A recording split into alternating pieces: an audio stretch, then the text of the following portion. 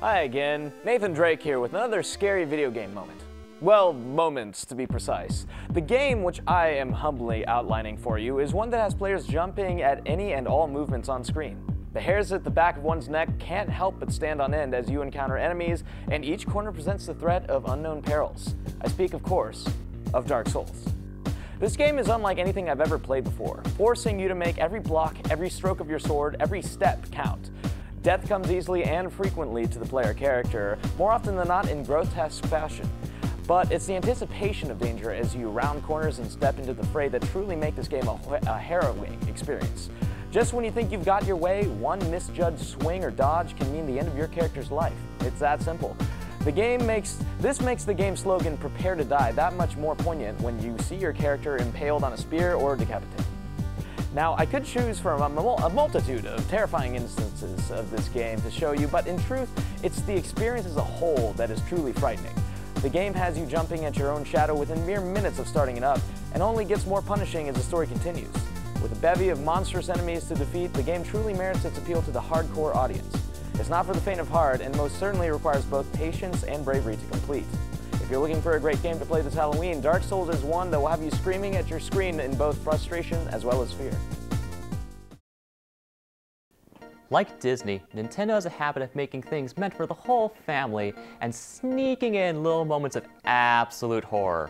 In Legend of Zelda: Ocarina of Time, our beloved hero Link explores the heights and depths of Hyrule, and one of those depths is at the bottom of a well. The bottom of the well mini dungeon, which you explore as young Link, that's right, is a cavalcade of horror on par with the Otherworld from Silent Hill. Coincidentally, this well is located underneath Kakariko Village, which looks like this. Yeah, that's a tone shift. With invisible walls, pools of blood around torture devices, a lake of acid, screeching zombies, and a giant f***ing flaming skull with wings, right when you think you're done with all that, you come across this guy, the mini-boss known as Dead Hand, a monster that will make Albert Wesker blush. Keep in mind, you find him as a child again. Yeah, with an array of hands that respond infinitely after you cut them down, and which also try to grab your head, this blubbering bastard will try to eat your face. Seriously, he tries to eat your face. And he does it with a smile. And you thought the water temple was a horror. Sweet dreams, kids. I am a pretty calm person overall. There are only a few things that really pour the anxiety onto epic proportions. Maverick and Goose going into a flat spin in Top Gun, fighting Soda Popinski in Punch-Out, but most of all, the levels in Super Mario Bros. 3 where you are relentlessly pursued by the damn sun. That malevolent with his angry eyes sulking up there mad at me for whatever the hell I did to him. Oh yeah, nothing. At first you think he's just up there staring you down like a bitch, but then he starts his stupid sun dance, and that's when you realize it. Oh my god, he's going to attack. How do you defend against the sun? Jump on his head? No, you idiot, it's the sun! Don't ever say anything that's stupid to me again. I apologize. This is what the sun does to me.